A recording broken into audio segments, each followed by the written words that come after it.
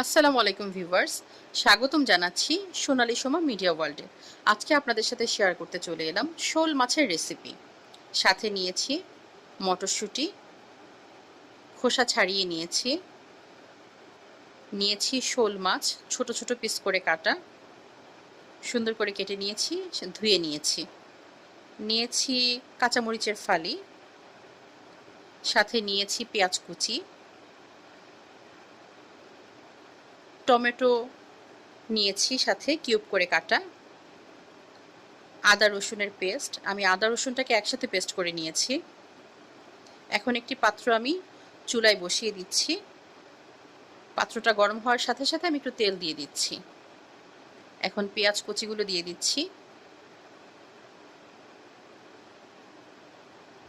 পেঁয়াজ কুচিগুলোকে আমি ভালো করে ভেজে নিচ্ছি, বাদামি বাদামি কালার পর্যন্ত আমি ভেজে নেব।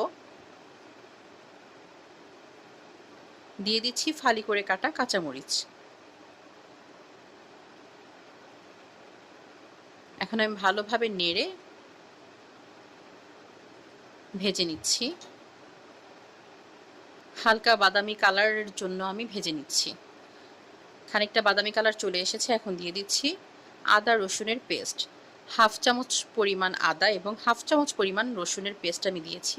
আমি একত্রে পেস্ট করে নিয়েছি, তাই একসাথেই দিয়ে দিয়েছি। এখন ভালো করে নেড়ে নিচ্ছি। এখন দিয়ে দিচ্ছি খানিকটা পানি। আদা রসুনটাকে ভালো করে ভেজে নেওয়ার পর একটু পানি আমি অ্যাড করছি, যেহেতু আমি মশলাটাকে কষাবো তাই। এখন দিয়ে দিচ্ছি জিরা গুঁড়ো আধা চা চামচ পরিমাণ। দিয়ে দিচ্ছি ধনিয়া গুঁড়ো। ধনিয়া গুঁড়ো আমি দিয়ে দিচ্ছি আধা চা চামচ পরিমাণ। আবারও ভালো করে আমি মিশিয়ে নিচ্ছি।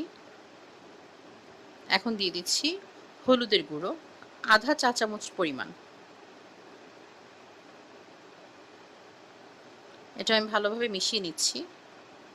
এখন দিয়ে দিচ্ছি শুকনো মরিচের গুঁড়ো আধা চা চামচ পরিমাণ। সবগুলোই আমি আধা চা চামচ করে দিয়েছি। এখন ভালোভাবে নেড়েচেড়ে আমি মিশিয়ে নিচ্ছি।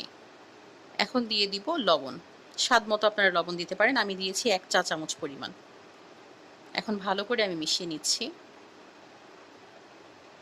এখন দিয়ে দিচ্ছি সাথে টেস্টিং সল্ট। এটা হচ্ছে অপশনাল, এটা আপনারা ইচ্ছা না করলে নাও দিতে পারেন, তবে আমি একটু টেস্ট হওয়ার জন্য দিয়েছি।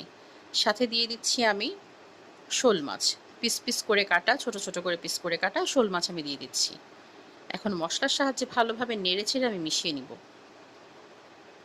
ভালো করে আমি নেড়েচেড়ে মিশিয়ে নিচ্ছি মশলাটার সাহায্যে। মাছের গায়ে গায়ে মশলাটা যেন ভালো করে লেগে যায়, এই জন্য আমি ভালো করে মিশিয়ে নিলাম।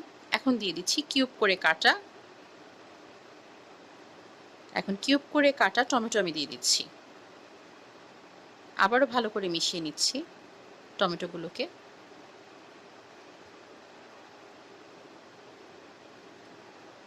এই তো মিশানো হয়ে গেছে।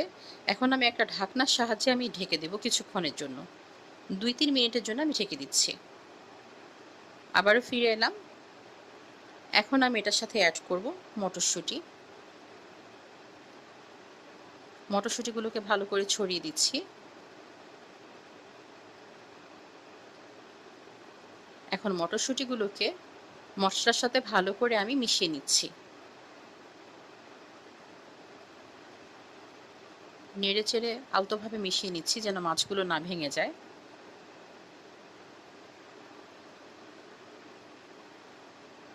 মেশানো হয়ে গেছে। এখন আমি আবার একটি ঢাকনা দিয়ে ঢাকনার সাহায্যে আমি ঢেকে দিচ্ছি। 5 মিনিটের মতো আমি এটাকে কুক করব। এই তো কষানো হয়ে গেছে, খুব ভালো করে কষানো হয়ে গেছে, মাখা মাখা হয়ে গেছে। এখন আমি অ্যাড করব পানি। আপনারা যতটুকু ঝোল খাবেন ততটুকু পরিমাণে পানি অ্যাড করে নেবেন। আমি মাখা মাখা করব, তাই আমি আমার আমি আমার বুঝ অনুসারে পানি দিয়েছি। এই তো রান্নাটা হয়ে গেছে, অলমোস্ট হয়ে গেছে। ধনিয়া পাতা কুচি দিয়ে দিলাম। ধন্যবাদ সবাইকে।